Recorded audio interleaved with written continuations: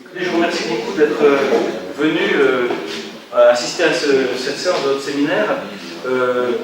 Aujourd'hui, on est évidemment dans une époque un peu perturbée, enfin même très perturbée.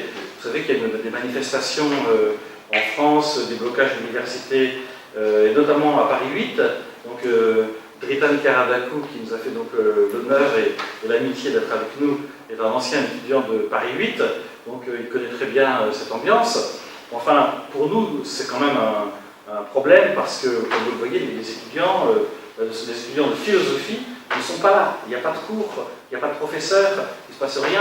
Donc, on a une assistance au séminaire aujourd'hui, parce qu'en général, ils viennent après les cours à ce séminaire. Donc, on a une assistance évidemment beaucoup plus faible que d'habitude. Je suis désolé pour vous, mais je ne peux pas faire autre chose pour aujourd'hui. Et puis, il va y avoir une trace audiovisuelle et ça permettra d'assurer une diffusion continue et supplémentaire à votre intervention. Donc, je suis extrêmement content d'accueillir aujourd'hui dans notre séminaire Spinoza à Paris 8 M. Dritan Karadakou, qui est là, et qui est l'auteur en cours de la première traduction de Spinoza en albanais. Alors, déjà avec le traité politique, que je vous présente là, et qui est paru en 2013, voilà. Et ensuite, avec l'éthique, un volume très, très important, hein, qui est paru en 2015, je me souviens bien. Oui, j'avais noté 2015, c'est ça. Et bonjour. Et donc c'est une chose très importante parce que, vous voyez, la pensée de Spinoza actuellement a une grande actualité. C'est pour ça d'ailleurs que nous faisons un séminaire sur Spinoza qui s'appelle Spinoza à Paris 8, c'est-à-dire l'esprit, c'est toujours de montrer comment il peut y avoir un lien entre la pensée de Spinoza et puis la pensée contemporaine, ou même l'actualité contemporaine. Alors, dans tous ces mouvements qui se passent de nos jours, Spinoza n'est pas absent, puisque un des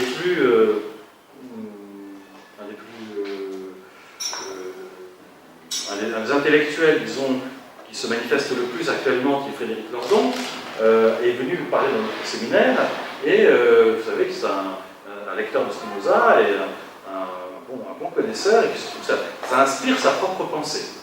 Donc, il y a beaucoup de Spinoza, c'est un philosophe qui reste vivant, et donc de ce point de vue-là, c'est évidemment une chose très importante qu'il soit traduit dans de nouvelles langues. Et c'est pour ça que je pensais que c'était, nous pensions avec Jacques Setter, que c'était une bonne chose d'inviter M. Karadakou à présenter dans ce séminaire sa traduction de Spinoza. Donc, je sais ce que vous allez faire, je ne sais pas ce que vous allez dire exactement. On va vous écouter, vous allez peut-être nous expliquer l'importance peut-être politique, ou même personnelle, ou sociale, ou philologique, et bien sûr philosophique, bien sûr, d'une nouvelle traduction de Spinoza en albanais. Donc vous avez la parole très librement, et on vous écoute pour l'exposer d'environ, enfin, le temps que vous voulez, en donc, vous avez la parole. Merci. D'abord, merci à M. Jacques Flamand et à M. Jacques Setter de m'avoir invité ici. Et merci à vous tous d'être venus ce soir.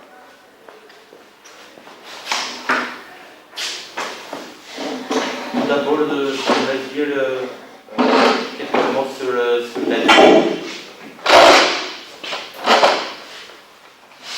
Avant de parler de Spinoza, c'est absolument nécessaire de dire deux ou trois éléments de notre histoire. La deuxième moitié du XXe siècle, l'Albanie a vécu sous le régime totalitaire communiste. Mais ce régime totalitaire-là avait des spécifiques qu'on trouve même pas entre les régimes totalitaires de l'époque. En Albanie, c'était encore plus dur qu'ailleurs, et surtout en ce qui concerne la philosophie, les arts, la pensée en général. Je vous voudrais souligner un petit détail. En 1967, l'Albanie était peut-être le seul pays au monde qui se déclarait athée par constitution. Dès ce moment-là,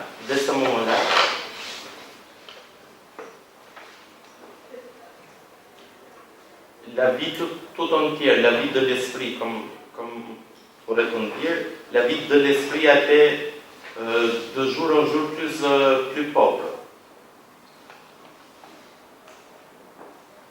Vers la moitié du XXe siècle, en même temps, vers la moitié du XXe siècle, l'Albanie avait une population de presque 80% illettrés.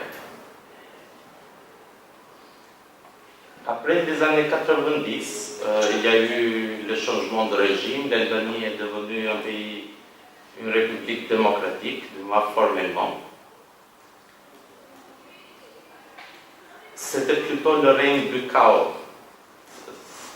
C'est la même situation plus ou moins aujourd'hui.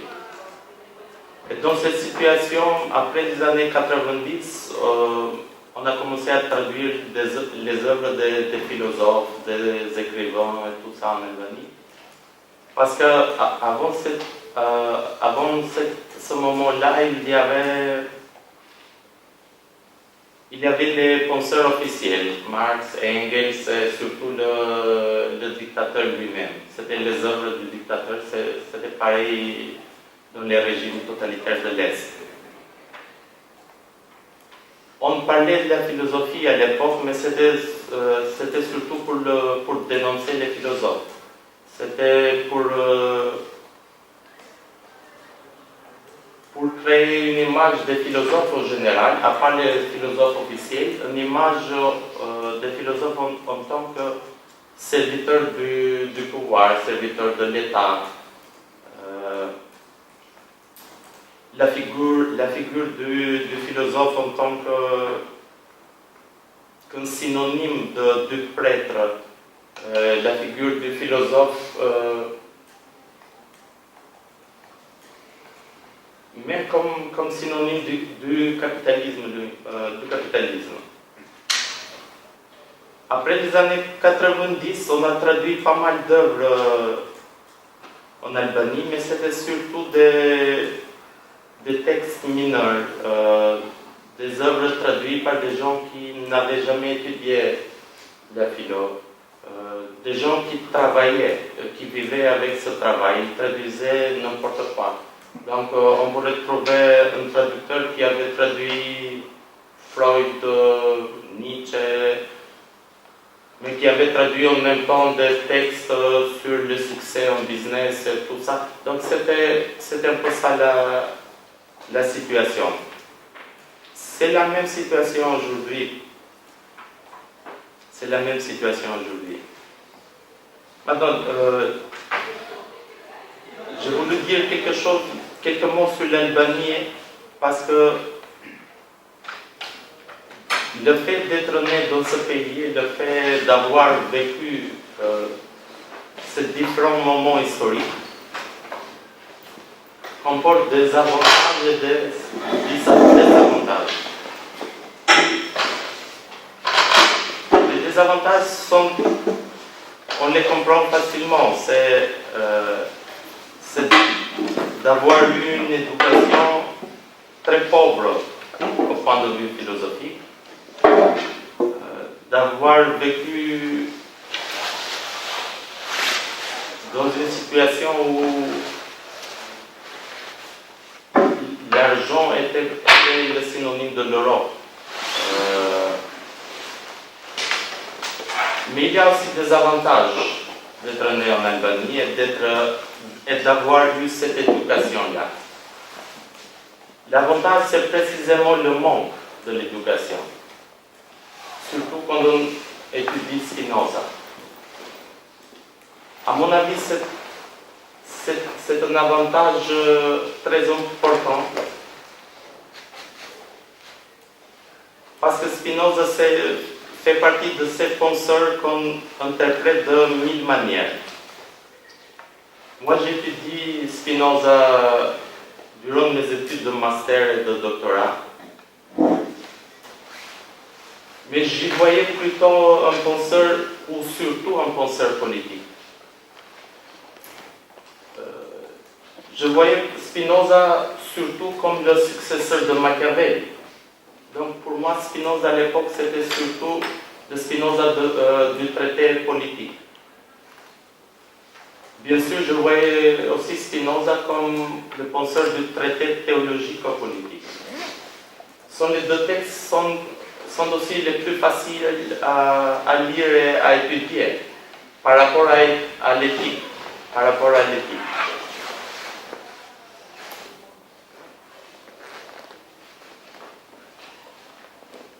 C'est, à mon avis, Spinoza du traité politique, c'est Spinoza le pragmatiste. Et Spinoza qui ne fait pas une économie politique, mais plutôt une économie de la politique et du calcul de la politique.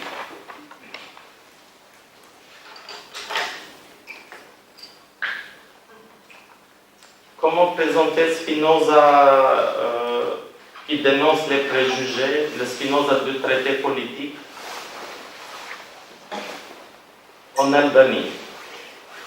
Donc, pour ceux qui ne croient pas au Dieu, pour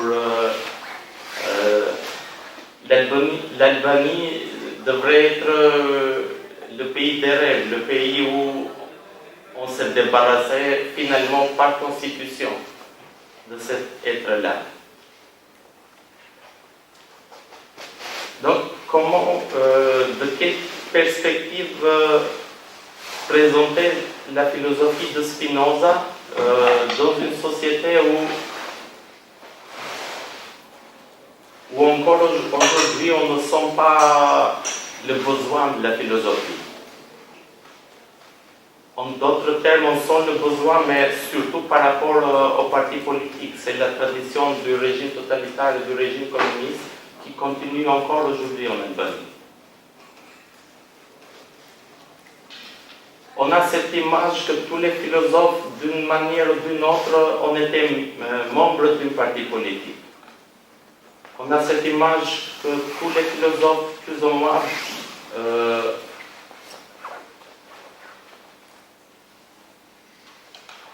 que pour eux tous, l'État était le premier concept, le concept le plus important. Comment présenter Spinoza qui parle dans son œuvre majeure avec un titre qui est sur Dieu. Donc,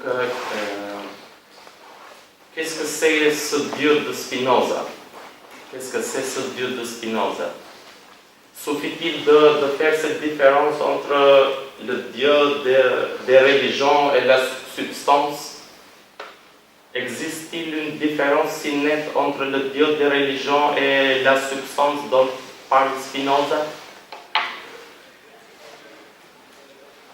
Donc, dans ce bref exposé, je voudrais souligner ce fait. Pour moi, je ne me considère pas traducteur. Je ne pense pas de faire ce travail. C'était une exception, traduire Spinoza. C'était une exception.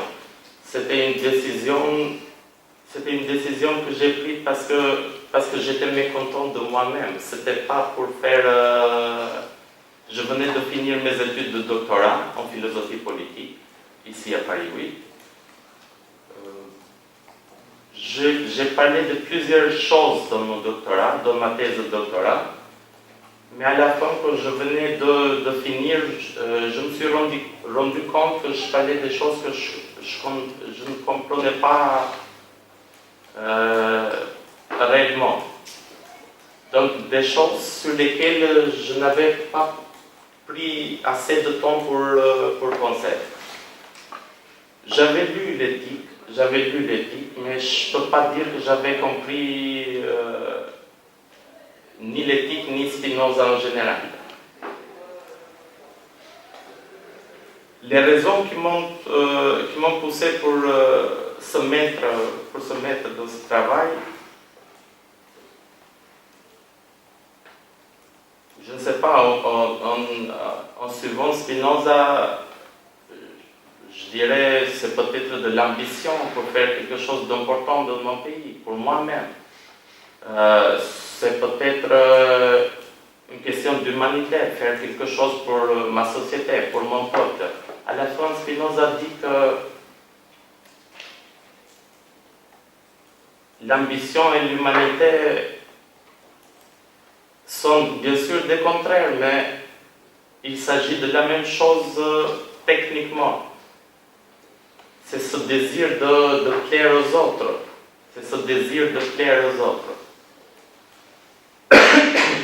C'est ce désir d'être loué, d'imaginer soi-même loué par les autres.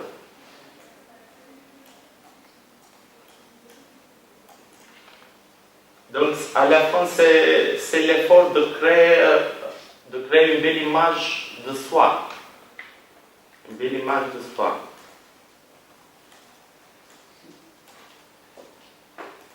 Et c'est précisément là que Spinoza reste actuel et je pense que sera toujours actuel. Ce concept-là, le concept d'image, a une importance fondamentale dans la philosophie de Spinoza. Donc, je voudrais dire deux choses sur ce concept-là pour pouvoir continuer. L'image, c'est surtout l'impression. L'impression qui nous laisse les choses et les personnes avec lesquelles nous sommes en relation.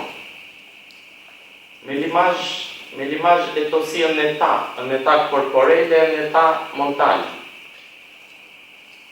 L'image est aussi une idée en même temps. Et l'image est aussi une affection chez Spinoza. Et l'image est aussi un affect chez Spinoza.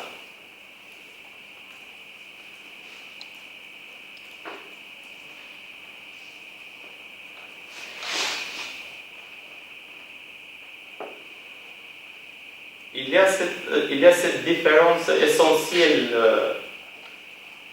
entre les impressions qui nous laissent les choses et les personnes avec lesquelles on entretient des relations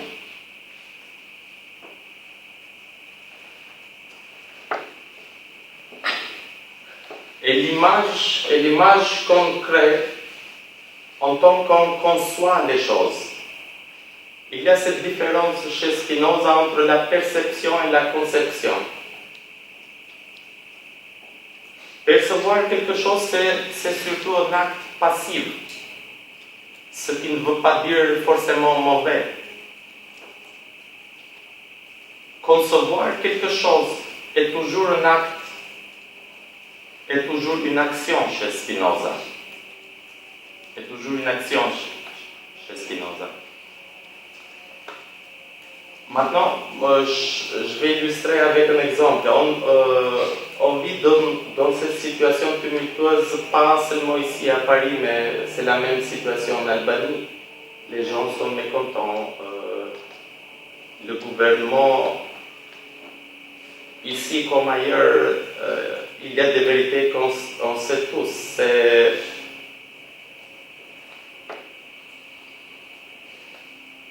faire confiance à leur bonne volonté, faire confiance à leur bonne volonté, mais peu importe, durant les élections, on voit ces gens, on les voit à la télé, on les voit sur les réseaux sociaux, on les voit un peu partout. Et partout, on est bombardé d'une certaine manière par des images, par des mots, par des discours sans fin, Dans cette situation-là, il est extrêmement difficile de penser par soi, de penser par soi-même. Quelle est la direction d'où il faut partir pour penser par soi-même? ils nous promettent tous des réalités dont on espère qu'ils deviendront réalité un jour. Mais il n'y a pas de différence entre eux de ce point de vue. Malheureusement, il n'y avait pas de grande différence même dans les régimes totalitaires.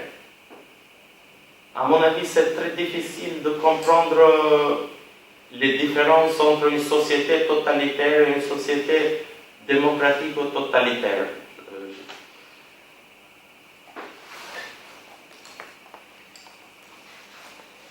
Spinoza fait partie de ces penseurs-là qui peuvent nous aider à penser pour nous-mêmes. Ce n'est pas par le fait que Spinoza ne crée pas des images. C'est exactement le contraire, en effet.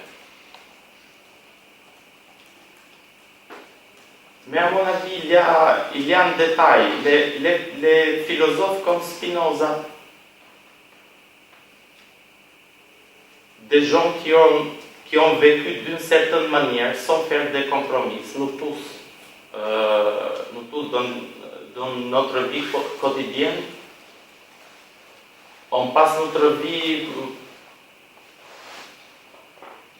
on est obligé d'une certaine manière d'accepter plusieurs choses qu'on n'aime pas, qu'on n'aimait pas quand on était plus jeune. Mais avec le temps, on les accepte, on sait qu'on doit survivre, etc. Il y a une catégorie de personnages, de personnes qui vivent toute leur vie sans ces compromis-là. Bien sûr, ils payent un prix pour cela. Ce n'est pas gratuit. Ils payent un prix. Spinoza a payé très cher ce prix-là, une vie de solitude, une vie avec très peu d'amis. L'aspect économique, ça n'existait même pas. C'est Leibniz qui a payé ses funérailles. Donc, il a payé à cher prix cette vie-là. Donc, bien sûr, Spinoza aussi crée des images, plusieurs images, et on les perçoit, ces images-là. Et il nous reste des impressions de ces images-là. Et bien sûr, Spinoza aussi, il nous change. Il change ce qu'on pense. Il change notre point de vue. Il change les perspectives. Mais à la fin, ce changement-là est entre deux corps. Et entre nous et Spinoza. Il est entre ce qu'on pense et ses pensées. Il est entre nos perceptions antérieures et ce qu'on perçoit de Spinoza. Mais à la fin, c'est ce que Spinoza lui-même dit. C'est impossible, selon Spinoza, de ne pas être influencé, de ne pas être affecté. Parce qu'on est partie d'ici. On n'est pas la substance, on n'est pas le tout. Donc, forcément, on sera influencé et affecté par d'autres choses et d'autres personnes. Et sera toujours comme ça. On sera toujours affecté. Donc, à la fin de la différence, on sera affecté, on sera modifié. Notre état va changer tout le temps. Mais même le concept de l'état, pas de l'état, l'institution, mais même le concept de l'état, pour Spinoza, c'est quelque chose qui change sans arrêt. Et c'est là, à mon avis, la différence entre l'affection et l'affect. Je pense que Gilles Deleuze, sur ce sujet, Gilles Deleuze explique la différence entre l'état, entre l'affection et l'affect. C'est que l'affect est toujours un changement. Moi, je pense que c'est inexact. Je pense que c'est exactement le contraire. C'est l'affection, le changement. Et l'affect, c'est un de ces affections qui devient plus solide. Un de ces affections qui nous retient plus que les autres. Un de ces affections qui, à un certain point, devient notre vie, devient notre personnalité, devient le trait primaire de notre personnalité. Et à mon avis, cela explique pourquoi il est si difficile de changer d'état. De passer de la tristesse à la joie, de passer de la joie à une joie plus grande, de passer de la haine à l'amour, de passer de l'envie à l'amitié. Il est si difficile parce que cet affect-là, à un certain moment, nous représente. Nous sommes cet affect-là en ce moment. Et il faudrait dépasser soi-même, comme disait Nietzsche. Il faudrait dépasser soi-même. Et dépasser soi-même, c'est la plus difficile des choses. Dépasser soi-même veut dire examiner soi-même réellement. Et Spinoza fait partie de ces penseurs qui peuvent nous aider à examiner nous-mêmes en tant qu'individus et en tant que société. C'est la même chose à la fin. Parce que l'individu pour Spinoza, c'est un corps composé d'autres individus plus simples.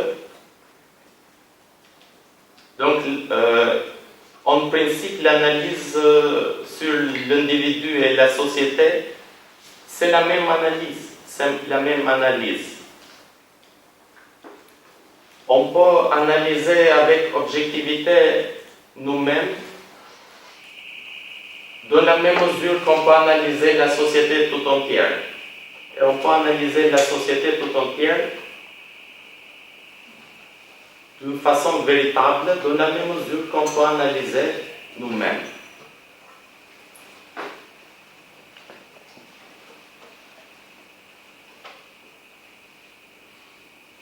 Mais on l'a déjà dit, en même temps, on est tout le temps en proie à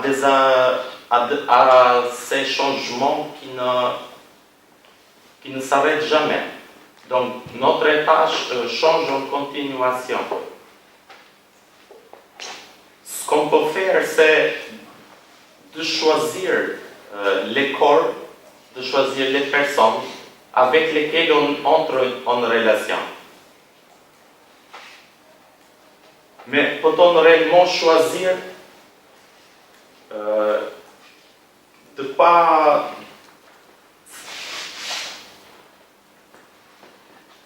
Comment choisit-on? C'est l'autre corps qui décide notre choix. C'est nous qui décidons. Existe-t-il quelque chose comme une libre volonté? Spinoza répond qu'il n'y a pas quelque chose comme une libre volonté. Il n'y a pas de libre volonté. Parce que pour Spinoza, l'acte de vouloir et l'acte de comprendre, c'est exactement le même acte. C'est exactement la même chose. Pour Spinoza, on veut, on aime exactement de la même mesure qu'on comprend quelque chose. Et on comprend quelque chose de la même mesure qu'on veut quelque chose. Donc, en suivant Spinoza, on ne pourrait-on pas dire que, par exemple, il a du talent, mais il ne veut pas. Il a du talent, mais il ne travaille pas. S'il voulait, il aurait pu devenir ceci ou cela. Ça ne marche pas chez Spinoza. Spinoza aurait répondu, non, c'est exactement ce qu'il fait. Ces actes correspondent parfaitement à sa connaissance, correspondent parfaitement à sa volonté. De ce point de vue, Spinoza nous dit qu'il n'y a pas cette différence. Il n'y a pas quelque chose comme une libre volonté. Quelqu'un qui est affamé, quelqu'un qui a soif, par exemple, n'a pas de libre volonté pour rêver de voyager vers la Lune, par exemple. Mais à mon avis, tout n'est pas si facile. Moi, je pense que ce concept de la volonté libre chez Spinoza, on l'explique souvent d'une manière très simpliste, de la même manière que je viens de l'expliquer. Parce que quand Spinoza nous dit qu'il n'y a pas de libre volonté, à la fin, je pense qu'il nous dit qu'il n'y a pas de libre volonté hors de certaines prémices, hors d'une situation concrète. Il n'y a pas de libre volonté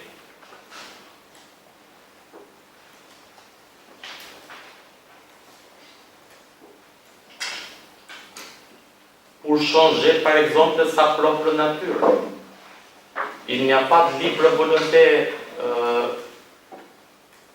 pour mettre fin à sa propre existence, par exemple. Et c'est un exemple qui nous vient de Spinoza, qui nie la possibilité du suicide, par exemple. Pour Spinoza, personne ne peut se suicider.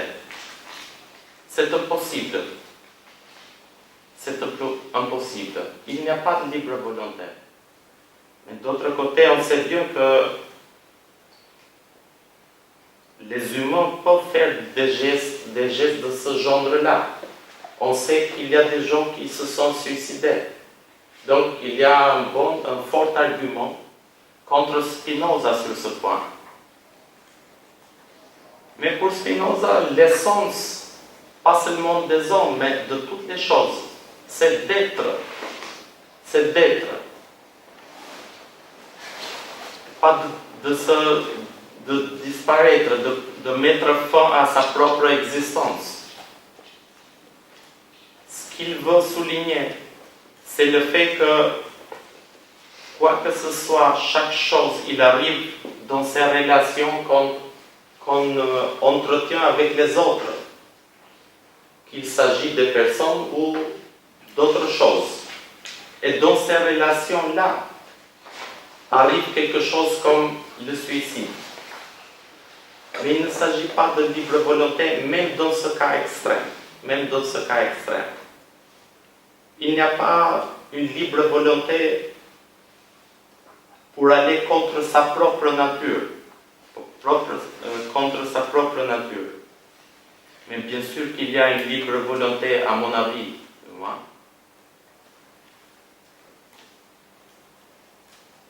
Sinon, serait impossible d'expliquer comment on change d'état, comment on passe d'un état à l'autre, comment une connaissance est-il possible.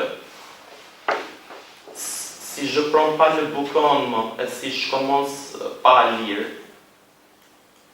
comment pourrait-il changer quelque chose?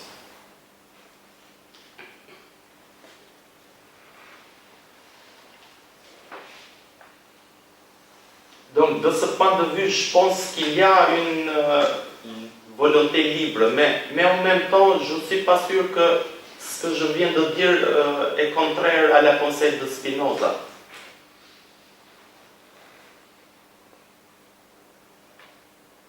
Parce que de la même manière, si quelqu'un me dit que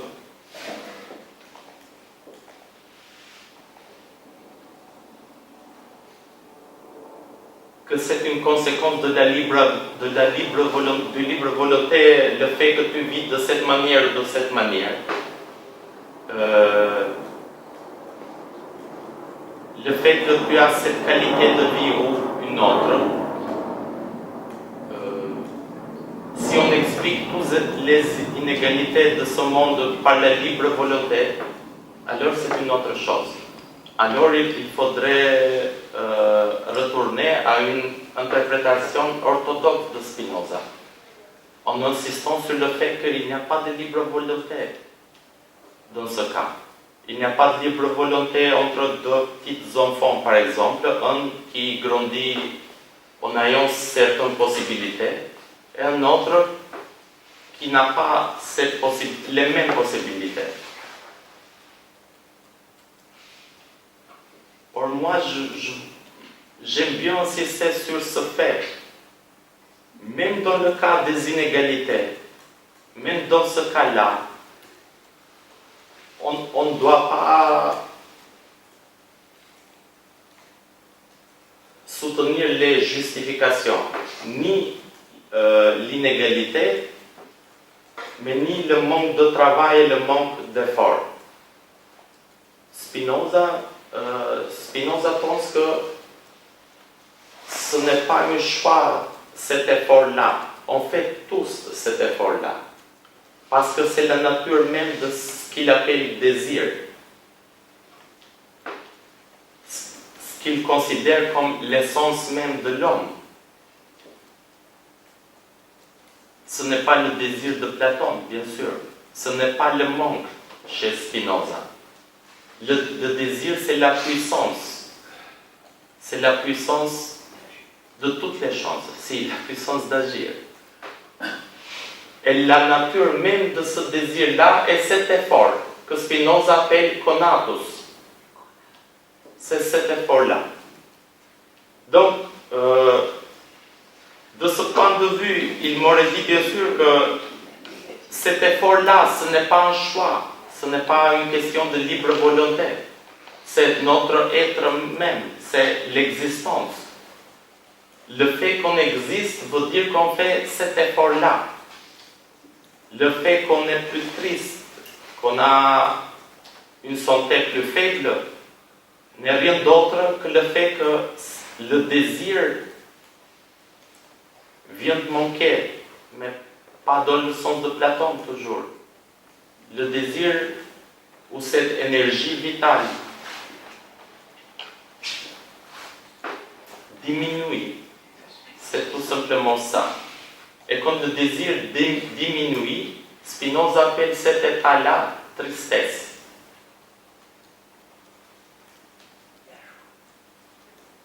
Et le contraire, c'est la joie. C'est ça tout le mouvement de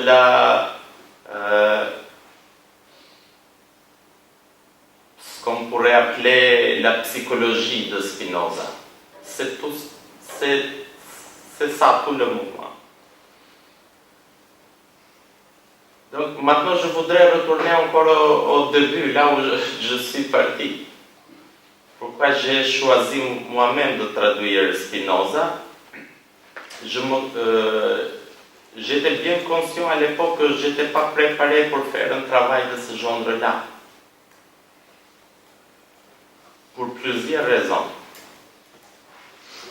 Mais en même temps, je sentais le besoin ou le désir, en termes de Spinoza, de faire quelque chose. Je voulais apprendre d'un philosophe.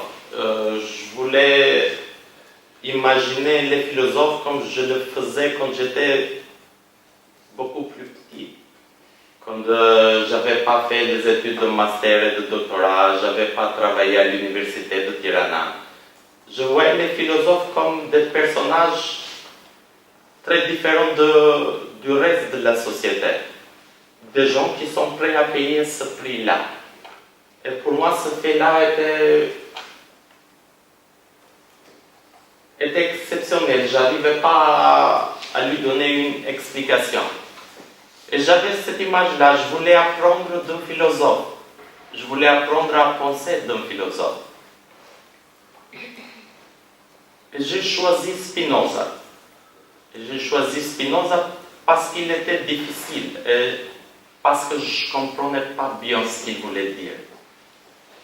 Des choses que je comprenais, bien sûr, j'aimais bien beaucoup de ces choses-là. C'est la quatrième partie, par exemple, la quatrième partie de l'éthique. Qu'on peut lire plusieurs formules qu'on comprend tout facilement, tout de suite. Mais c'est la première partie de l'éthique. Et c'est surtout la première page de la première partie de l'éthique qui est très difficile. Et c'est surtout la première définition de cette première page-là qui est encore plus difficile. Mais c'est la manière de penser de Spinoza. Spinoza ne fait pas partie de ces penseurs-là qui pensent qu'on progresse dans notre connaissance.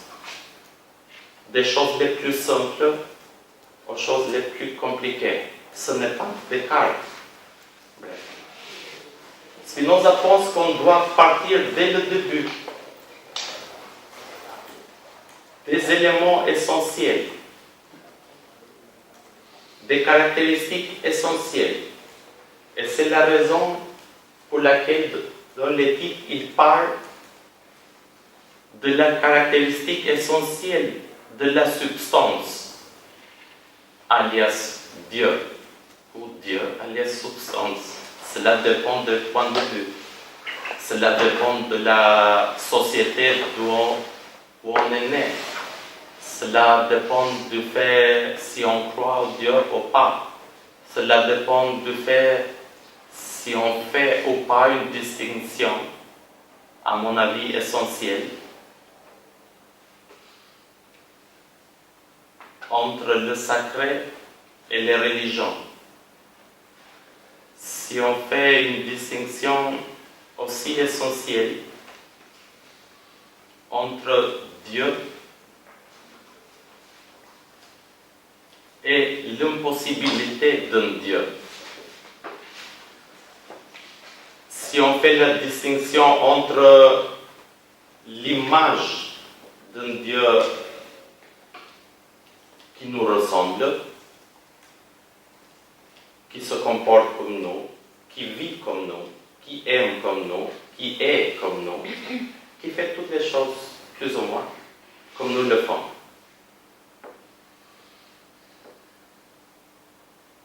Spinoza parle de cette définition-là,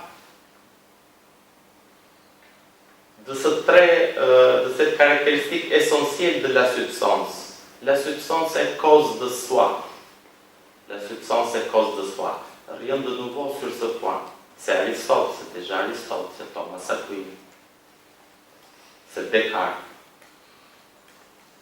Rien de nouveau.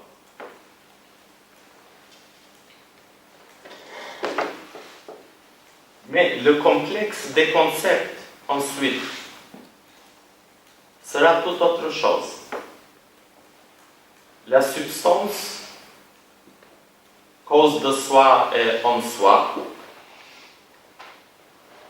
consiste en une infinité d'attributs. Et bien sûr, pour un traducteur, c'est là un des points cruciaux de toute l'éthique. Comment expliquer ce point-là, les attributs dont parle Spinoza?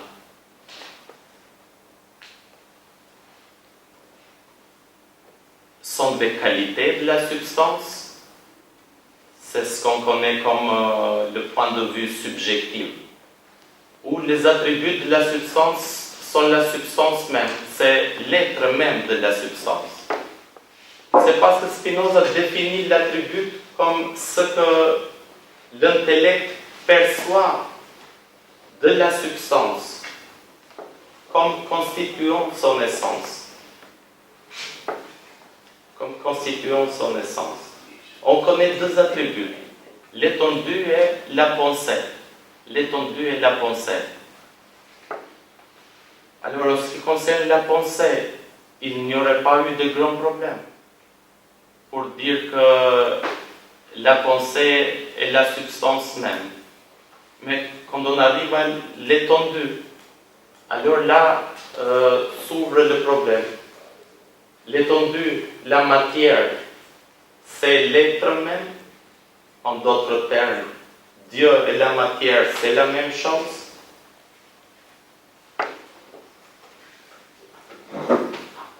Et là s'ouvre un autre problème, pour moi, que je devais présenter Spinoza en Albanie.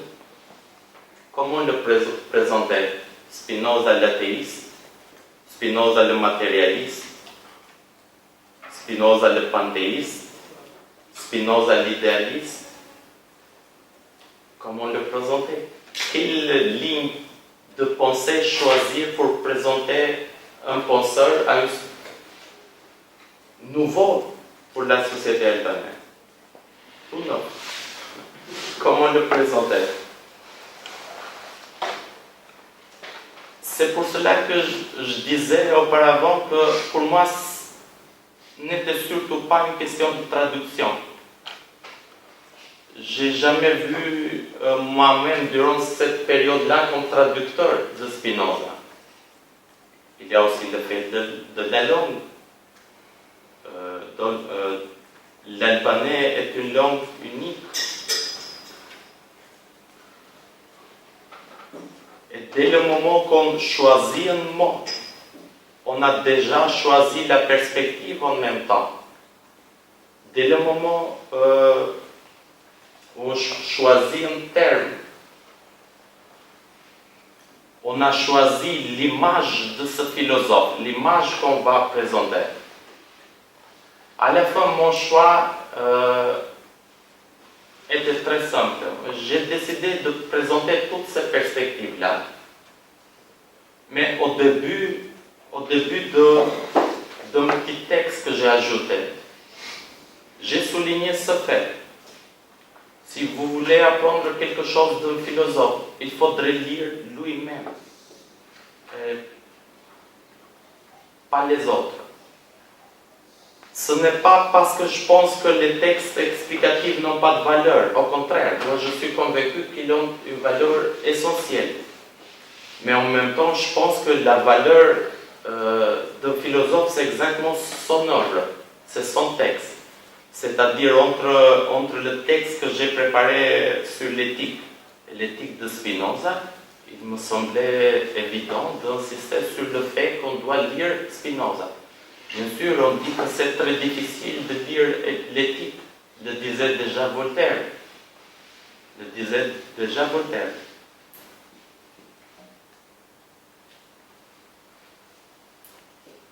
Je ne me rappelle pas textuellement, mais l'idée c'était personne ne peut le lire, même s'il s'agit d'un texte essentiel. Moi, je pense que la difficulté du texte, la difficulté de l'éthique,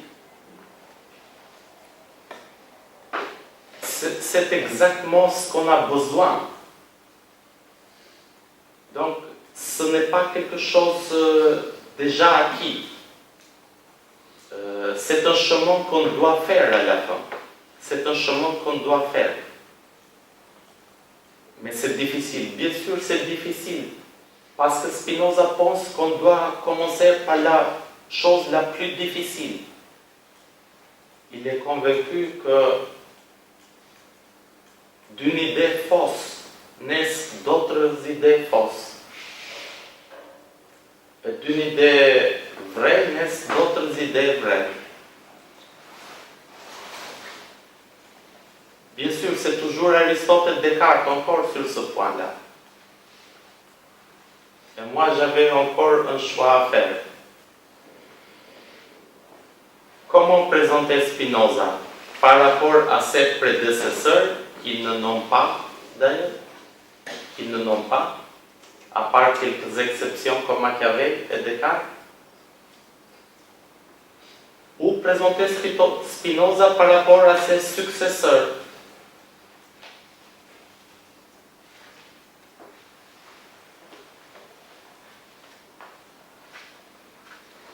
De même, j'ai décidé de la même manière de présenter les deux perspectives et de souligner encore le fait qu'il faut lire l'auteur lui-même.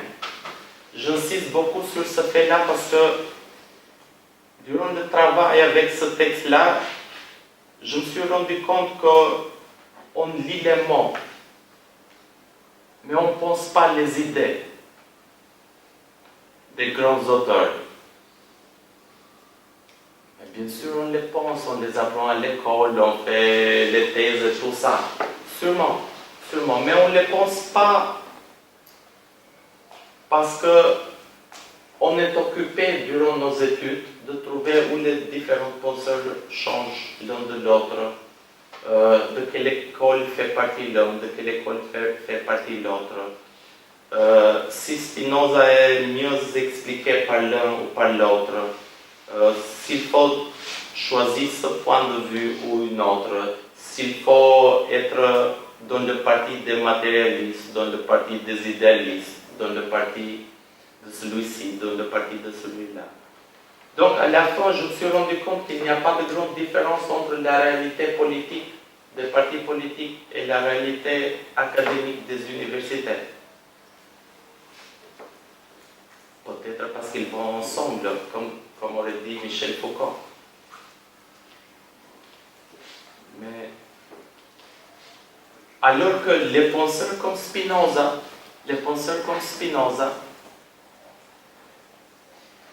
ont cette qualité, ont précisément cette qualité-là.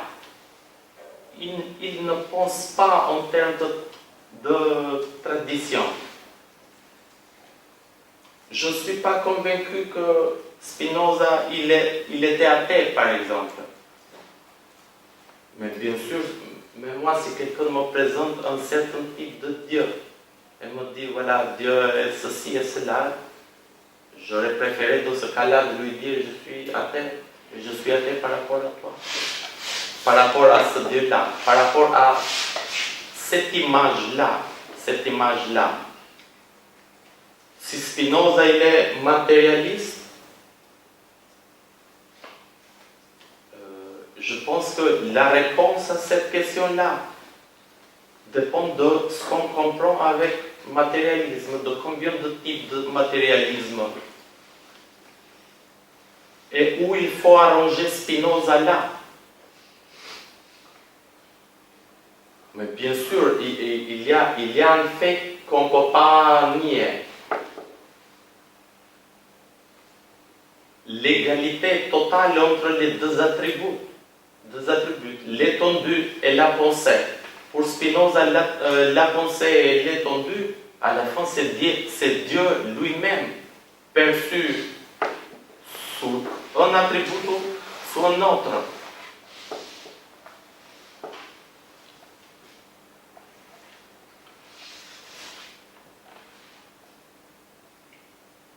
Mais à la fin, qu'est-ce que ça change si je pense en termes de Dieu et en termes de substance? Je reviens. Mais ça pense quelque chose. De moi, cela est de Spinoza. Pour se différencier de ce genre de Dieu qu'il considérait comme image anthropomorphique, comme l'image de l'homme. Mais en même temps, je pense à une autre chose. Souvent, on dit que on utilise souvent les doubles standards. Par exemple,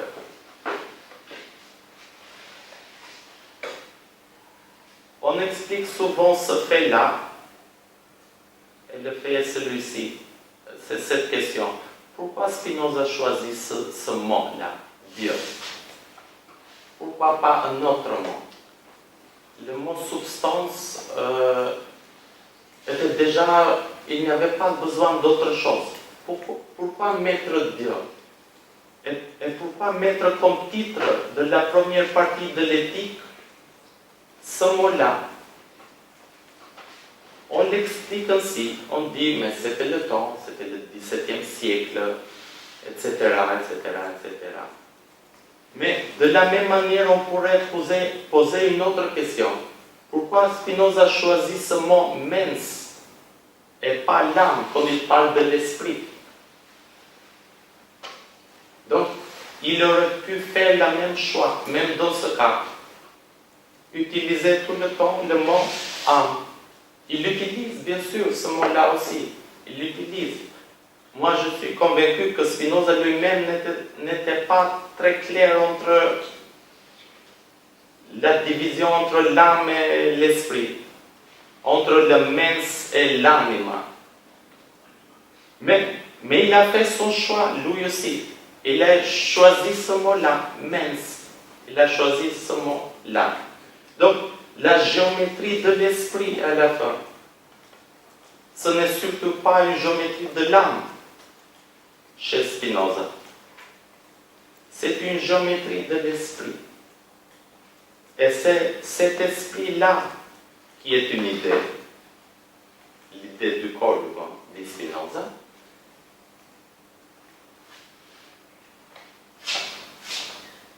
C'est cet esprit-là qui réagit à toutes les affections du monde extérieur.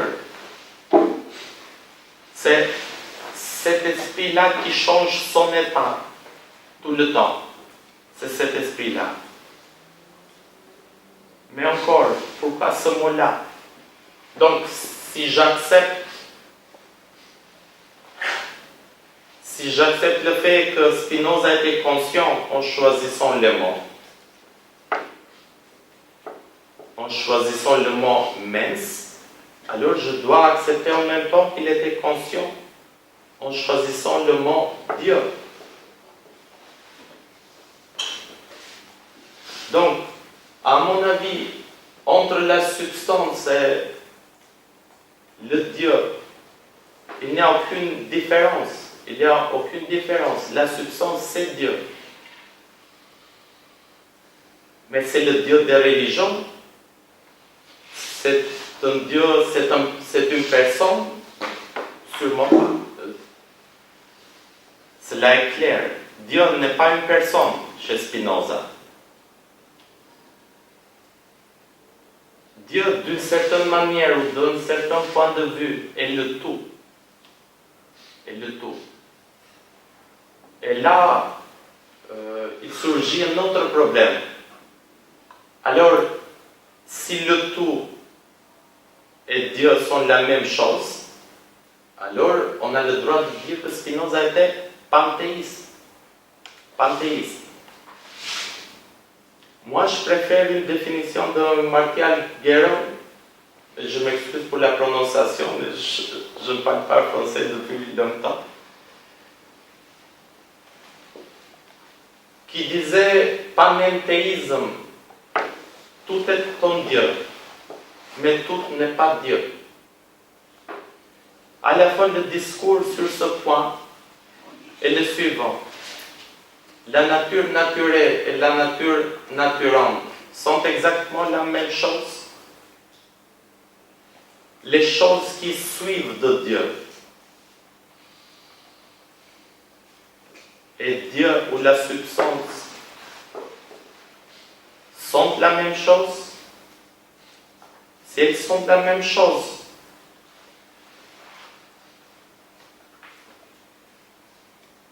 alors on devrait dire que les maladies, la mort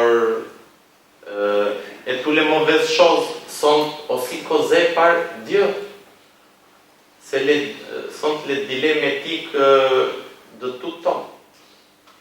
D'où vient le mal? D'où vient le mal? Qui a causé le mal?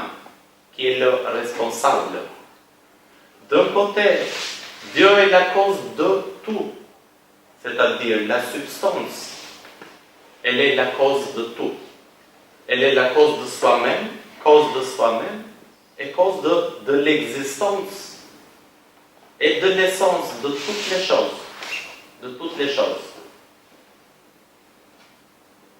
C'est la substance. Donc le responsable, c'est aussi la substance.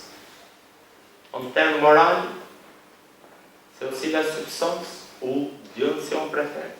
Spinoza a laissé ouvert toutes les deux possibilités.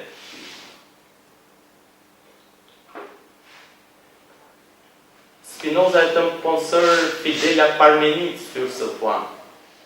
Être et non être, il n'y a qu'être dont on peut parler. La vérité et le mensonge, Il n'y a que la vérité qui existe. Le mensonge est le manque de vérité. Le non-être est le manque de l'être. Mais il n'existe pas quelque chose comme le non-être. On pourrait dire bien sûr qu'il y a moins de l'être, moins de puissance, moins de vie. Sur ce point, moi je partage complètement une définition, une explication de Sylvain Zach qui conçoit la substance ou le Dieu de Spinoza en tant que vie, en termes absolus. Et les autres choses, les modes de la substance, en tant que des choses qui expriment la vie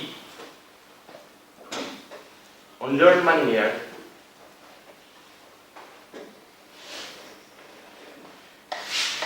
Donc, une vie plus belle, une vie plus bonne est une vie qui exprime plus la substance. Quelle est la différence à la fin entre la santé et la maladie? Existe quelque chose comme la maladie? Serait la question en suivant Spinoza. Existe quelque chose comme la maladie? La première question. La deuxième. Quelqu'un qui étudie la médecine étudie les maladies ou la santé? Où consiste l'éducation? Qu'est-ce qu'on apprend réellement? On apprend la santé ou la maladie? Au premier abord, on aurait répondu tout de suite, mais bien sûr, on apprend les maladies. On cherche à connaître les maladies. En suivant Spinoza, on aurait répondu qu'on n'apprend qu'une chose, la santé. Et par rapport à la santé qu'on connaît, qu'on étudie, on constate le manque de santé. Et on cherche de récupérer la santé. C'est pour cette raison-là que Spinoza soutient que la connaissance du mal est une connaissance inadéquate. Je vais m'arrêter là aussi. Il y a cette différence chez Spinoza entre une idée adéquate et une idée inadéquate, et une idée fausse et une vraie idée.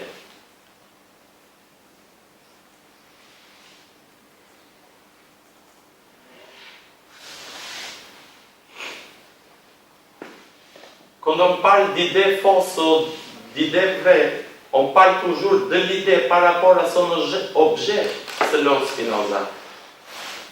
Mais quand on parle d'idée adéquate et d'idée inadéquate, on parle de rapport de l'idée avec soi-même, si elle est complète ou pas. Si elle est complète ou pas. Cette perspective-là explique très bien un fait très difficile à expliquer. De quelle manière peut un écrivain, un inventeur, créer quelque chose de nouveau? Mais en général, comment arrive-t-on à créer quelque chose de nouveau? Quelque chose qui n'existe pas encore.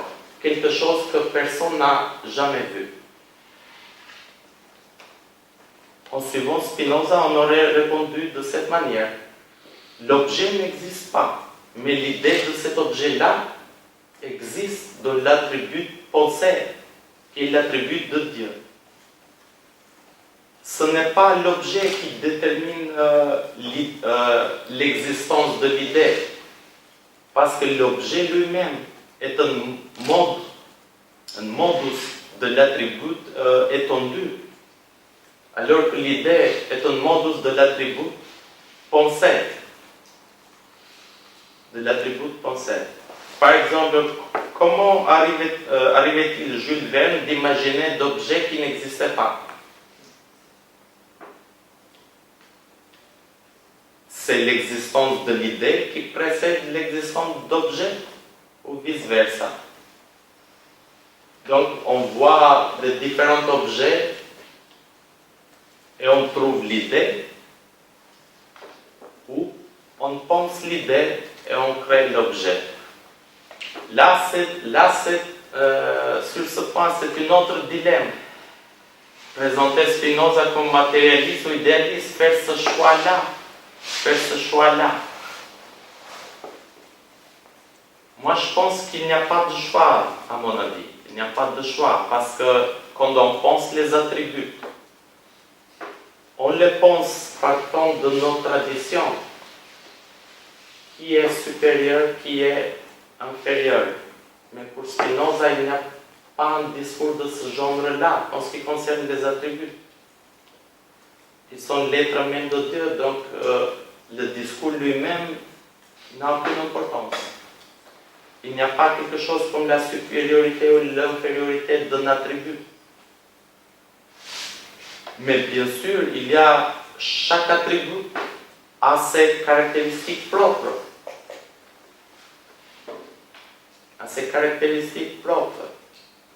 Et les modus de chaque attribut ne peuvent pas causer le modus de notre attribut.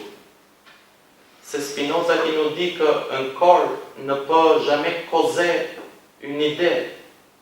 Et une idée ne peut pas causer un modus de l'attribut étendu. C'est le fameux parallélisme de Spinoza. Parce qu'en même temps, il nous dit que l'ordre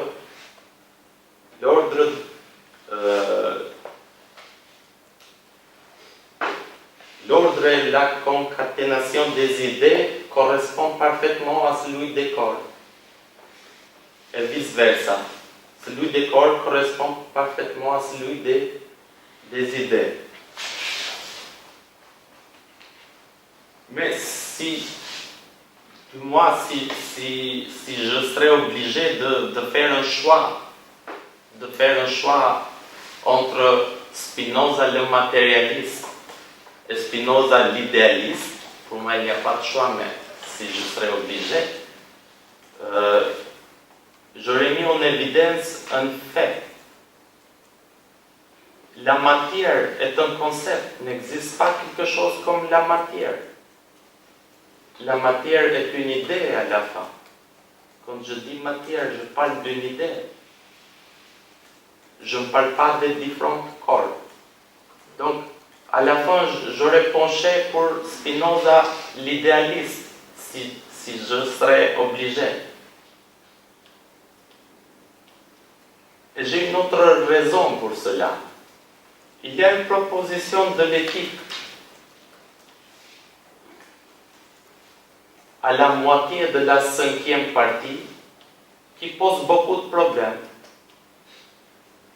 Spinoza nous dit dans cette proposition-là que l'esprit ne peut pas disparaître complètement avec le corps, mais il reste quelque chose de lui qui est éternel. Mais avant ce moment-là, dans la 2e et la 3e partie, il a argumenté en disant que ce fameux parallélisme, qu'est-ce que c'est l'esprit? Tout d'abord, c'est une idée, mais précisément, c'est l'idée du corps humain. Ce qui se passe dans le corps se passe en même temps dans l'esprit. C'est le même événement. Nous ne sommes pas deux choses différentes. De ce point de vue, on ne peut pas dire que j'ai mal au corps, mais je me sens joyeux. Ou le contraire. Parce que l'événement, c'est le même. Parce que l'état, c'est le même. C'est le même. Bon, il a argumenté longtemps sur ce point-là, mais à la fin de l'éthique même, il écrit que l'esprit ne peut pas disparaître avec le corps, mais il reste quelque chose de lui qui est éternel. C'est quoi cette chose-là? C'est l'âme, c'est quoi exactement cette chose-là qui reste de l'esprit, indépendamment du corps. Donc le corps peut être détruit, mais l'esprit pas complètement, nous dit Spinoza. Pas complètement. À mon avis, la réponse à cette question-là, on le trouve là où on a laissé le discours ouvert. Sur cette différence entre les idées adéquates et les idées inadéquates. Une idée adéquate pour Spinoza est une idée complète, une idée qui ne manque de rien. Mais par rapport à soi-même, pas par rapport à l'objet. Donc c'est une idée vraie, éternellement. Une idée adéquate, c'est une idée qu'on pense, qu'un esprit pense, et le pense Dieu en même temps. Parce que c'est la même idée. Nous ne sommes pas deux. C'est exactement la même idée. Du moins, de ma propre perspective, si on explique ce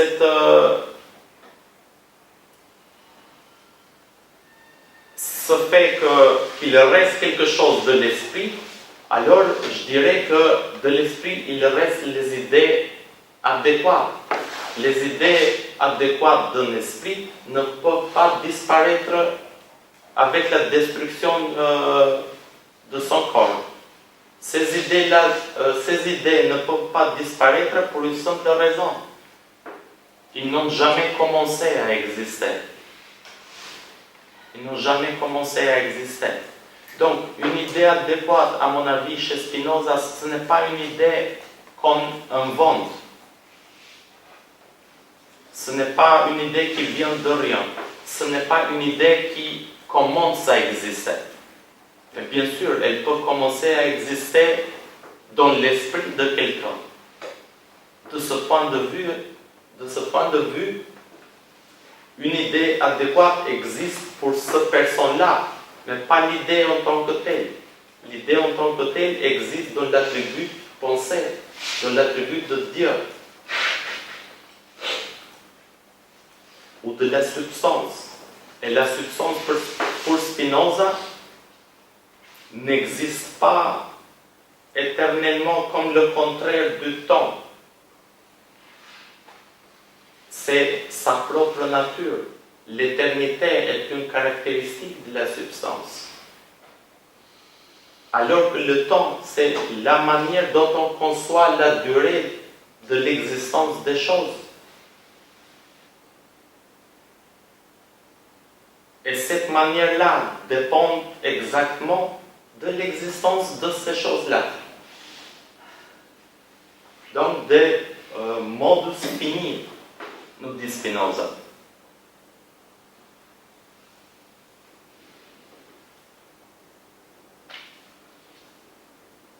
En ce qui concerne cette psychologie des affects à la fin, à mon avis, il n'y a qu'une seule manière pour que ce texte soit vraiment utile. C'est d'utiliser soi-même comme objet d'analyse. Mais d'utiliser soi-même d'une manière véritable. C'est-à-dire quand on lit Spinoza qui parle de l'envie, de la haine, de la jalousie, de tout ça, on doit les chercher en nous-mêmes pour les comprendre, pour les bien comprendre. Parce qu'à la fin, Spinoza dit quelque chose. Spinoza ne fait pas de distinction entre l'acte de comprendre et le changement. Si on disait comme Marx d'ailleurs que la question est de changer le monde et pas de comprendre, Spinoza aurait répondu, mais c'est exactement la même chose. On change le monde dans la même mesure qu'on le comprend, et vice-versa. Donc on ne peut pas changer le monde sans le comprendre.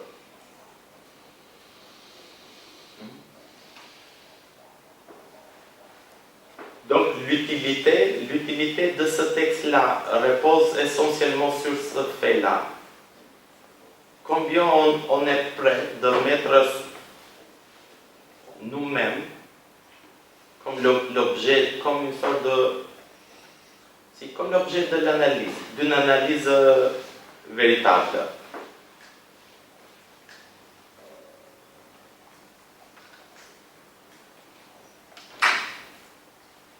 En présentant le texte à la société albanaise, moi, je fais ce choix. J'ai travaillé 2 ans et demi, jour par jour, avec ce texte. Au début, j'ai pensé plusieurs fois de laisser tomber le tout. Parce qu'il y avait des jours où je comprenais pas. Je lisais d'autres auteurs qui parlaient de ça, mais à la fin, je ne comprenais pas. Mais peu à peu, je commençais à avancer. Je n'avais pas le luxe de comprendre qu'une partie du texte. Parce que j'allais le présenter à une société où on ne trouve pas d'autres traductions. Donc c'était aussi une question de responsabilité envers les autres. Mais envers moi-même, tout d'abord. Envers moi-même. Les autres, c'était une deuxième pensée. Donc c'était pas une question de... J'ai fait ce choix-là. J'ai utilisé la plus grande partie du temps pour la traduction. Et pour le texte explicatif, j'ai utilisé le reste de ces 2 années et demie. En ce qui concerne la traduction, j'ai utilisé au moins 6 ou 8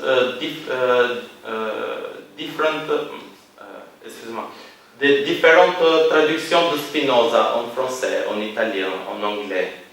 Et bien sûr, l'original en latin. Et j'ai comparé mot par mot tout le temps pour voir quel terme devrais-je choisir. Et à part cela, il y avait un autre problème. Bon, à un certain moment, j'ai compris ce qu'il disait. C'était clair. D'où trouver les mots en albanais pour... Et au début, je pensais que en albanais, il n'y avait pas de mots pour parler une langue d'esprit de ce niveau-là.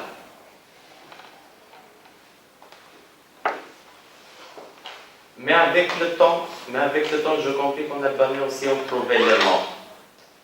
On trouvait les mots d'une manière un peu énigmatique parce qu'on n'a jamais eu de philosophe en albanais. Bien sûr, on a eu des professeurs de philosophie, mais moi je les vois comme des choses très différentes, philosophe et professeur de philosophie. Un professeur de philosophie, pour moi, c'est quelqu'un qui gagne sa vie en faisant un boulot. Un philosophe, c'est quelqu'un qui vit ce qu'il fait. C'est pour cela que je retourne toujours à la figure de Socrate, de ce point de vue. Et Spinoza, il ressemble beaucoup à Socrate. Il ressemble beaucoup. Donc, j'ai cité pas mal d'auteurs français, italiens, anglais, américains dans le texte explicatif. Mais à la fin, je n'avais pas d'intérêt de choisir, peut-être parce que je vis en Albanie, peut-être parce que j'enseigne à l'université de Tirana où il n'y a pas de grande importance si on a choisi une partie ou une autre en termes académiques, ça ne change rien.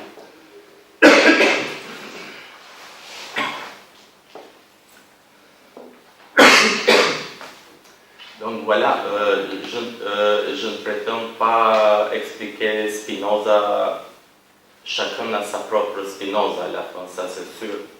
Mais c'est un peu ça l'image de mon parcours, de ce que j'ai appelé l'université de Spinoza. Pour conclure, je dirais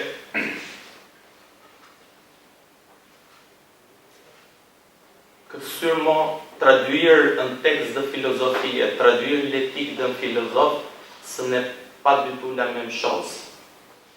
Traduire un texte de philosophie, c'est un travail technique à la fin. on peut être un très bon traducteur. Traduire l'éthique d'un philosophe, cela implique être un bon traducteur, sûrement, mais cela ne se réduit surtout pas. C'est-à-dire quand on lit les textes, quand on lit ces mots, tout d'abord on doit comprendre ce qu'il dit, et ce processus-là doit se conclure, à mon avis, par le fait de sentir pourquoi il dit ces choses-là. Quel était son propre état quand il écrivait certaines choses. Et à la fin comprendre que même les grands philosophes ne sont pas absolus. Un exemple, un détail que j'ai voulu souligner dans le texte de l'éthique était une certaine misogynie de Spinoza. C'est une critique qu'on pourrait faire à Spinoza en utilisant sa propre philosophie. L'éthique même. Bien sûr, on peut le défendre si on voudrait. On dirait que quand il parle des femmes en général, cet homme qui a vécu tout seul toute sa vie, cet homme qui est tombé amoureux une fois avec la fille de son professeur de latin, mais qui a été refusé pareil, a vécu tout le reste de sa vie comme un moine. Comme un moine. Et quand il parle des femmes, il les considère comme de seconde catégorie. Il cherche de défendre ce point de vue en disant qu'elles sont plus faibles par nature, etc. Mais bien sûr, ce n'est pas un argument suffisant.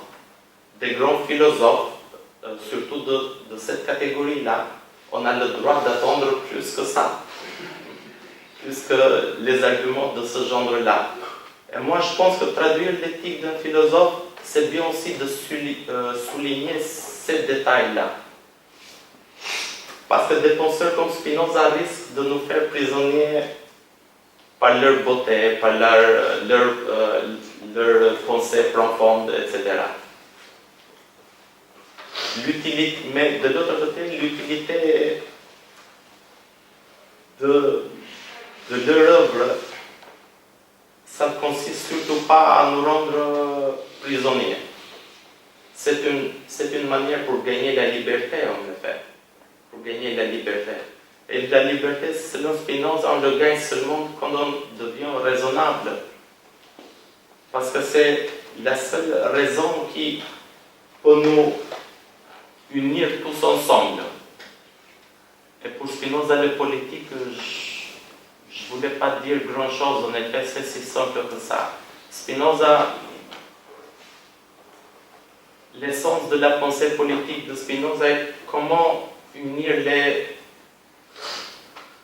les différents individus. Comment faire pour qu'ils puissent vivre ensemble. Le fait d'être unis n'est pas du tout suffisant. Même une bande de criminels peuvent être unis. Mais ce n'est pas un argument pour dire que c'est quelque chose de bon.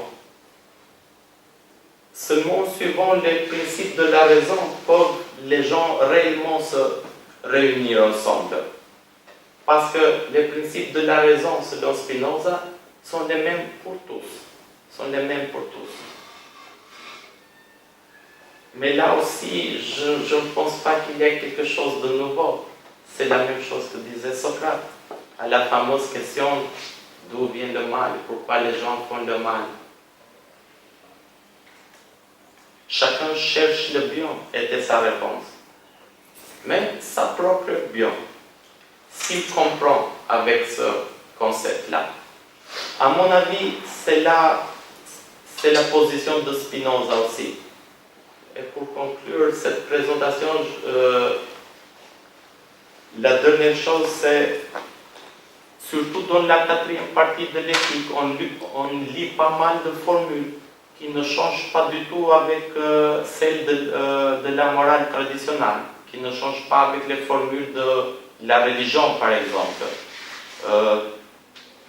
La haine a grandi par la haine, mais la haine peut être vaincue par l'amour.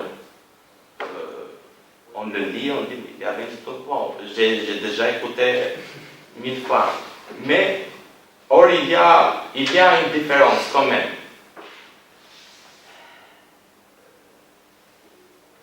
L'idée de Spinoza, ce n'est pas tout simplement l'impératif, ce qu'on doit faire et ce qu'on ne doit pas faire. C'est tout simplement de comprendre pourquoi il faut le faire et pourquoi il ne faut pas le faire. Et pour le comprendre, on a besoin de la connaissance, de connaître les choses. Pas de connaître les impressions, mais de connaître les choses telles qu'elles sont réellement. C'est la différence de Spinoza avec Kant.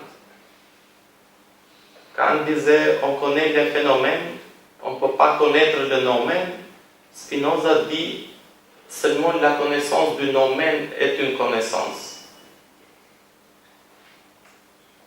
Et cette connaissance-là commence par le deuxième genre de connaissance, qui est la connaissance rationnelle. La troisième, et la fin, la troisième, c'est la connaissance intuitive. Et la connaissance intuitive pour Spinoza, c'est de connaître d'une manière adéquate les attributs de Dieu. Et à partir de là, de connaître d'une manière adéquate l'essence des choses. Donc voilà. Je vous remercie pour la patience.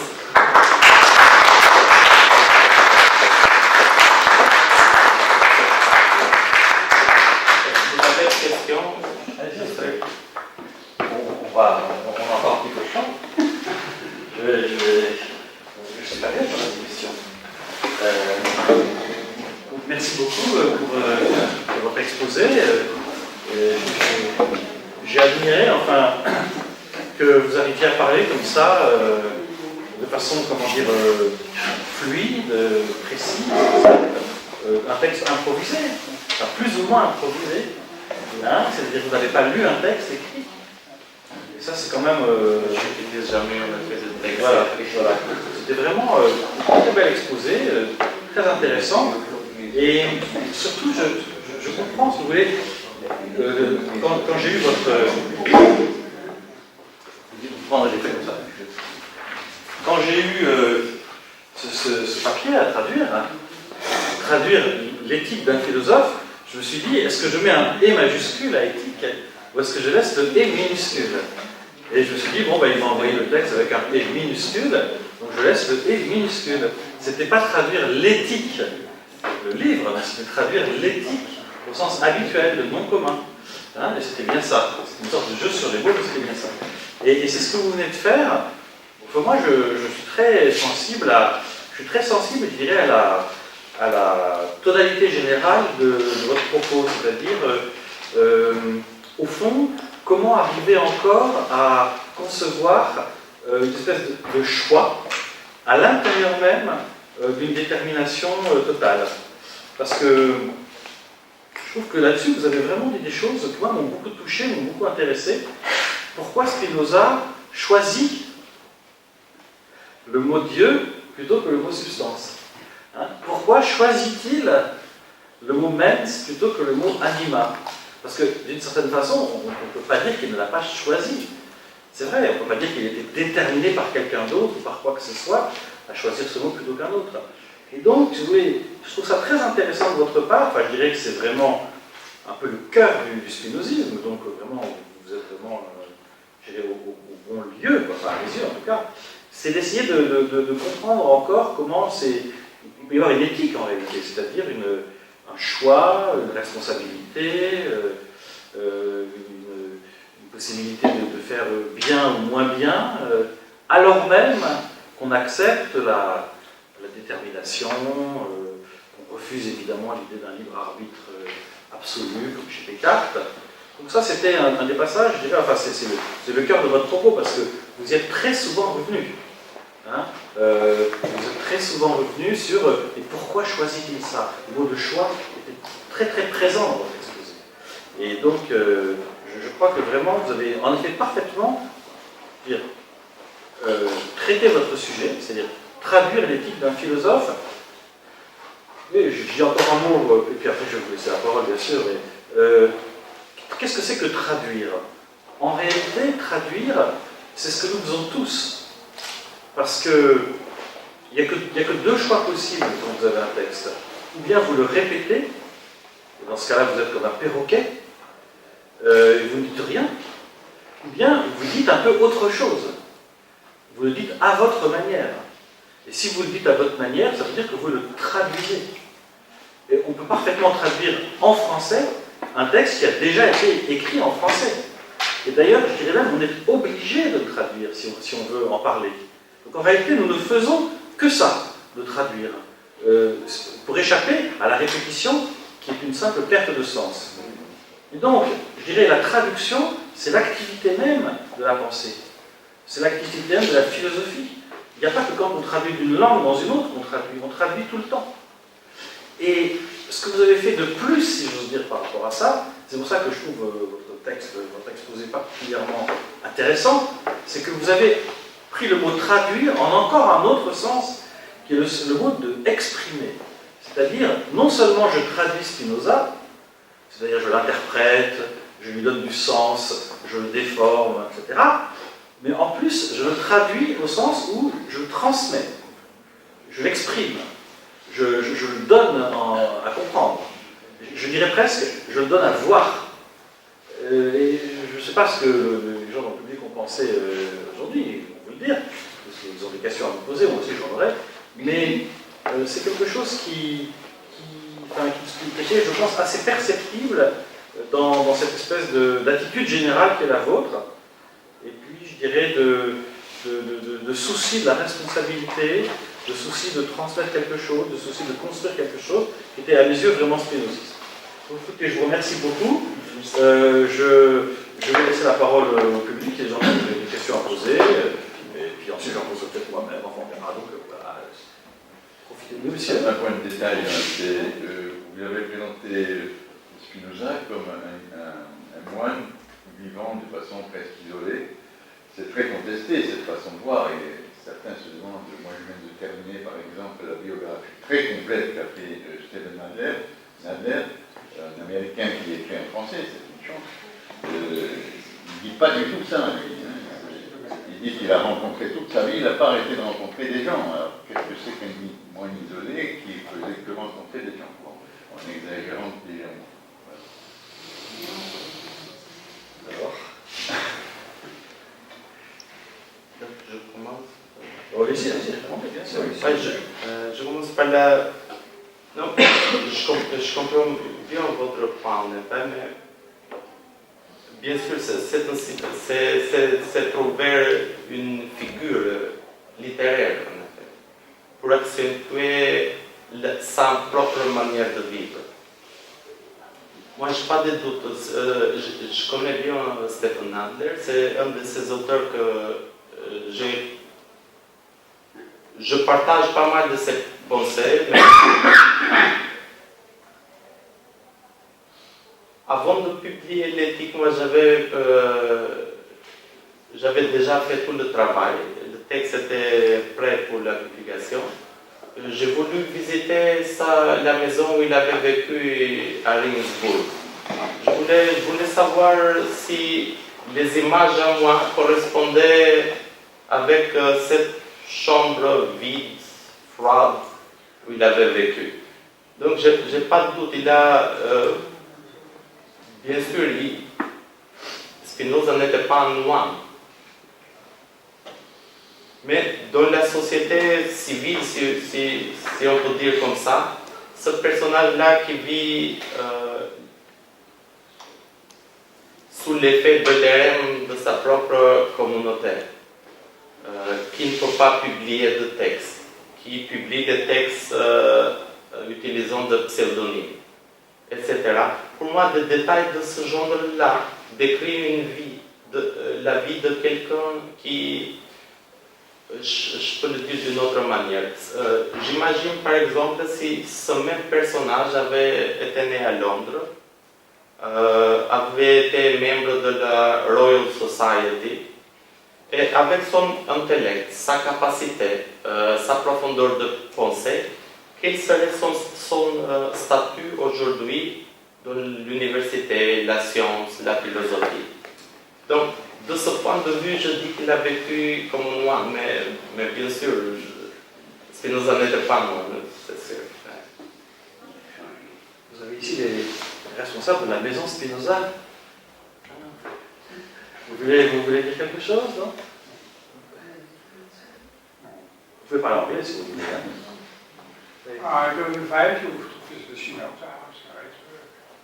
Le responsable de la maison Spinoza. Ah oui, s'il vous plaît. Have we met each other? No, in the future now. In the future. You can make an appointment. Yeah. Thank you. You can make an appointment. You speak English, everybody here.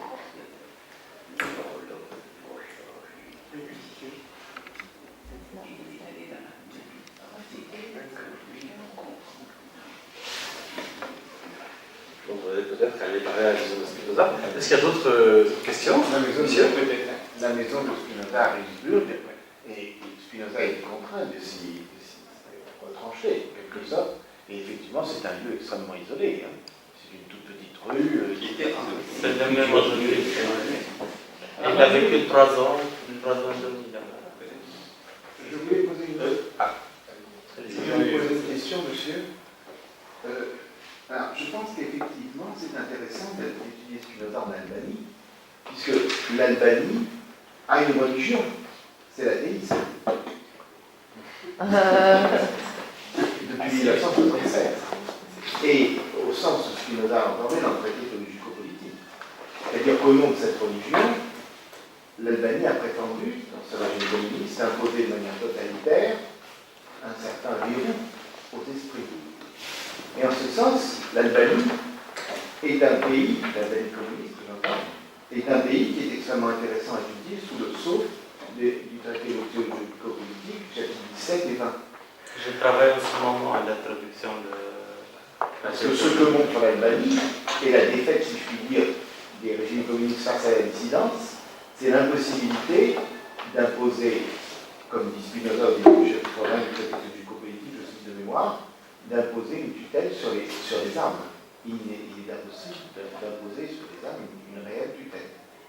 Et en ce sens, effectivement, je crois que l'éthique est intéressante, mais le traité théologico-politique, au regard de pays comme l'Albanie, est peut-être, et j'aurais voulu savoir ce que vous en pensez, plus intéressant encore pour nous permettre de comprendre que l'on ne peut pas s'opposer à la liberté de penser. On peut s'opposer à la liberté d'expression, mais on ne peut pas s'opposer à la liberté de penser. Dans le traité théologico-politique, Spinoza pose la liberté de penser même comme la forme de l'État, ou comme le critère pour différencier un bon État d'un mauvais État.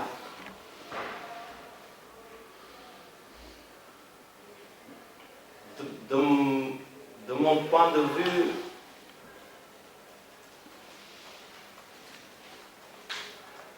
peut-être je sous-estime un peu le traité politique et le traité théologico-politique par rapport à l'éthique. Mais quand je vois l'éthique, quand je lis, à mon avis, ces deux œuvres sont des conséquences, des idées qui suivent de l'éthique. Sont des petits détails parfois de l'éthique qui sont développés encore dans le traité politique et le traité théologico-politique. Mais je suis d'accord avec vous. C'est peut-être plus utile le traité théologico-politique de ce point de vue. Même la langue que j'utilise, Spinoza, il parle d'une autre manière. Alors que l'éthique, c'est l'éthique démontrée suivant l'ordre géométrique. Donc, il y a besoin de notre effort. Or, du point de vue des religions, quand même, il y a une partie que j'aime bien dans le traité théologico-politique, c'est là où Spinoza reprend la fable de la création de l'homme, de la dame et de l'Ève en Éden. Et il fait un raisonnement de ce genre-là, plein d'humour d'ailleurs. Il dit Dieu avait créé Adam et Ève, des êtres complètes, etc. C'est le diable, on connaît tous l'histoire qui porte à la chute de l'homme. Et Spinoza pose ses propres questions. Il dit, bon, l'homme, Adam, savait-il que Dieu, il était omnipotent, que Dieu, il était tout puissant? Si. Mais alors, pourquoi Adam est allé à se cacher dans la forêt? Il dit parce qu'en ce moment-là, Adam imaginait Dieu selon son propre image. Et en suivant Spinoza, on dirait selon son propre état. Et alors Spinoza répond, il dit, alors Dieu a parlé à Adam en tant que personne selon cette image-là, parce qu'Adam le comprenait de cette manière-là. Parce qu'Adam, pour moi c'est très important ce détail-là, parce qu'il nous montre que bien sûr, on peut parler des autres, des images qu'ils nous créent, des choses qu'ils nous font, etc. Et on a le droit de le faire, bien sûr. Mais on ne doit jamais négliger de voir nous-mêmes comme objet d'analyse. Sinon, on fait le jeu un certain jeu de la moralité. On parle des autres. Et c'est ça la morale traditionnelle, à mon avis. Donc, on parle des principes moraux et tout ça, mais on ne trouve pas de principes moraux dans la réalité, on trouve très peu. Donc, de ce point de vue, c'est très utile, vraiment.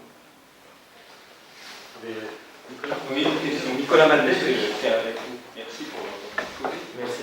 J'aurais voulu des informations, des renseignements sur la formation de philosophie en Albanie, pour comprendre notamment pourquoi vous tirez. Est-ce que ça expliquerait la façon dont vous tirez Spinoza vers l'idéalisme? Est-ce que ce serait en réponse à un enseignement de matérialisme martien ou... Non. Pas du tout? Non, j'ai dit si je serais obligé de choisir, mais pour moi il n'y a pas de choix. Parce que les attributs de Spinoza, l'étendue et la pensée expriment... c'est la même puissance, c'est une puissance unique, c'est la puissance de Dieu. Donc pour moi le choix n'existe pas dans ce cas. C'est là, à mon avis, qu'il n'y a pas absolument une libre volonté de choisir. Mais je dis, mais si je dois choisir, même s'il n'y a pas de choix, je disais que c'est plus proche de ce point de vue. À cause surtout de la 5e partie de l'éthique. Mais il ne s'agit pas surtout d'une réaction envers quelque chose en Albanie. Il y a une formation philosophique dans les classes de lycée ou en Albanie que vous avez reçue? Moi? Oui, vous-même. À l'université. Dans le lycée, il y en avait, mais il n'y en avait pas. Dans l'université. C'est marxiste. Ah non, moi j'ai vécu que 10 ans le régime totalitaire en Albanie. J'avais 10 ans dans les années 90, donc je me souviens de certaines choses, mais je suis plus jeune. Donc non, je n'ai pas vécu bien cette époque-là. Il n'y a rien à voir avec cette époque-là. Et moi personnellement, je fais ma thèse de doctorat sur l'art de gouverner, la résistance au pouvoir. J'ai étudié pas mal la philosophie politique, tout ça. Mais à la fin, quand je dis philosophie, pour moi c'est la philosophie classique surtout. Donc après avoir fini la thèse, je me suis retourné là où j'étais parti. J'ai étudié les modernes, les postmodernes et tout ça. Je commençais par Spinoza, je vais en arrière, toujours plus en arrière. Aquin, Aristote, c'est ça la philosophie pour moi. sans négliger, bien sûr, les philosophes. Mais pour moi, la philosophie a perdu ce charme typique de la philosophie du 19e, 20e siècle. Bien sûr, il y a des exceptions. Il y a Nietzsche, il y a même Hannah Arendt, que j'aime bien au 20e siècle. Il y a Bergson. Il y a pas mal d'exceptions, mais on a perdu la tradition.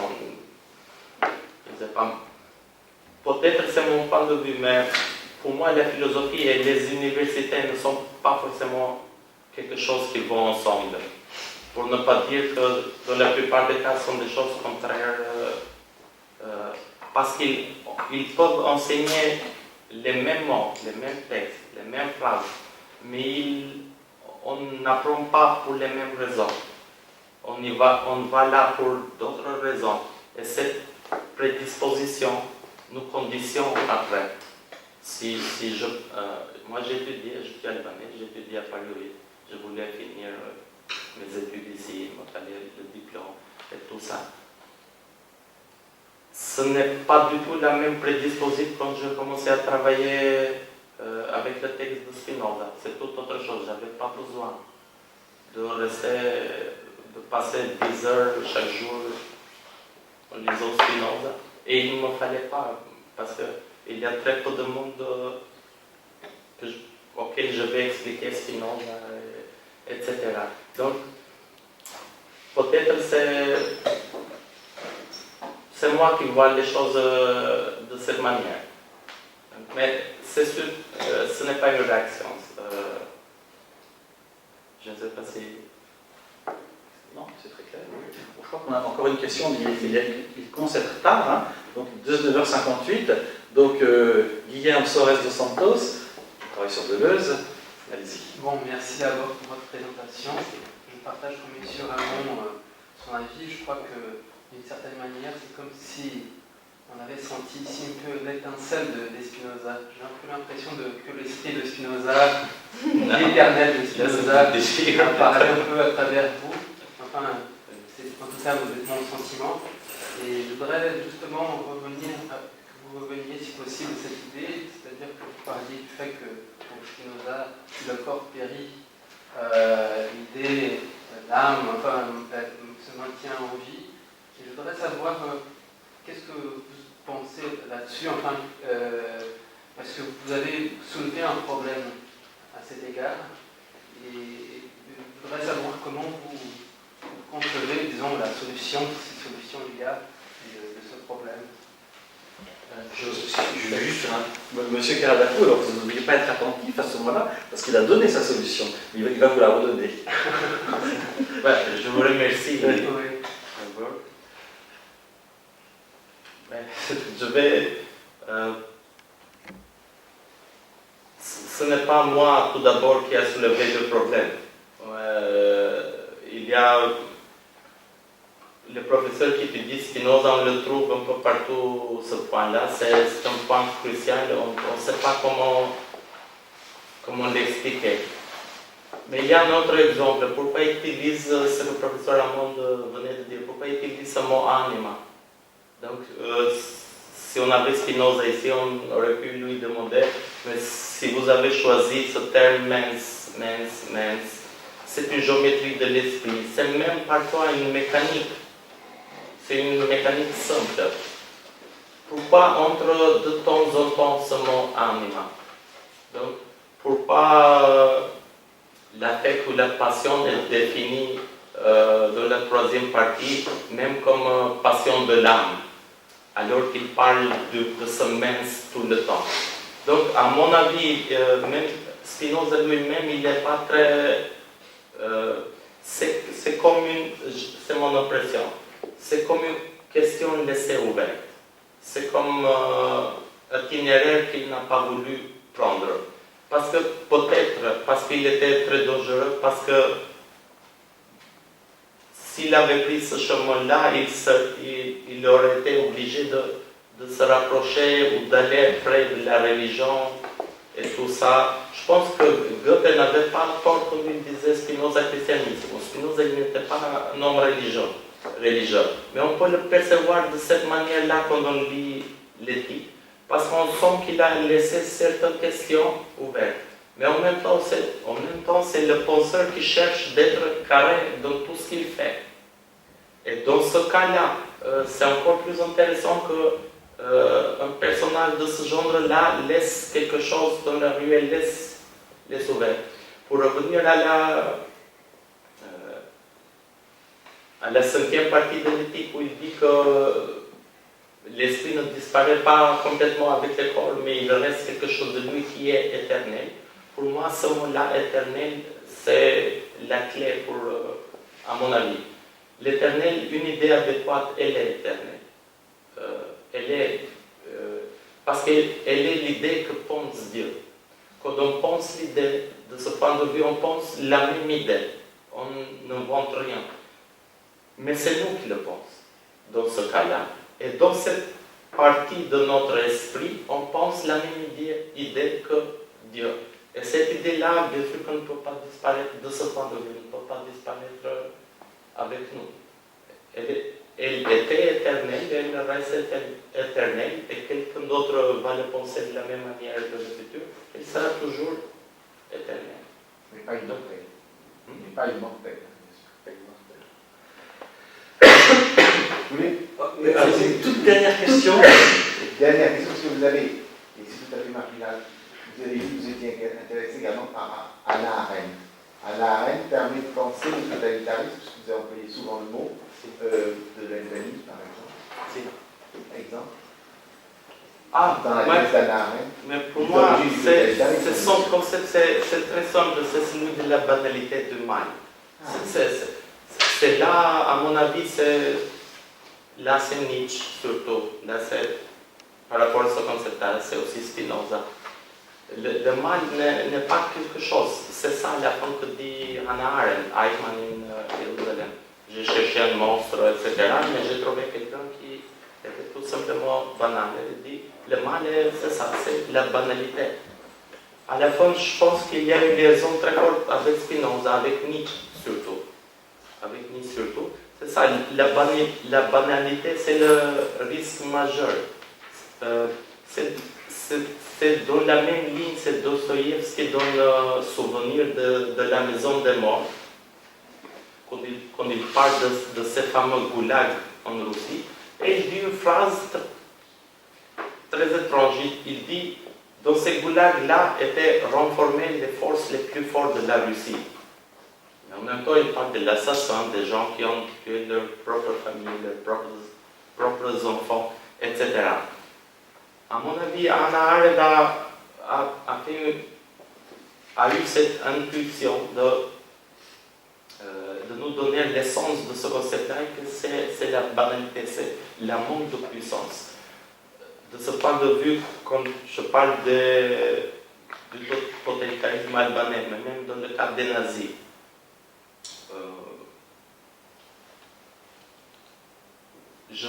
ces hommes-là n'étaient surtout pas l'effort, même l'effort dont parle Nietzsche. C'est Deleuze aussi qui l'interprète de cette même manière.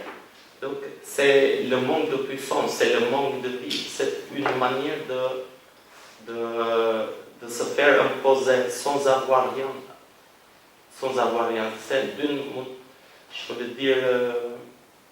C'est une manière d'imposer le vide, ce qui n'existe pas, et sûrement on va l'imposer comme forme sans contenu, comme image. Voilà, merci à vous. Merci beaucoup. Merci à vous.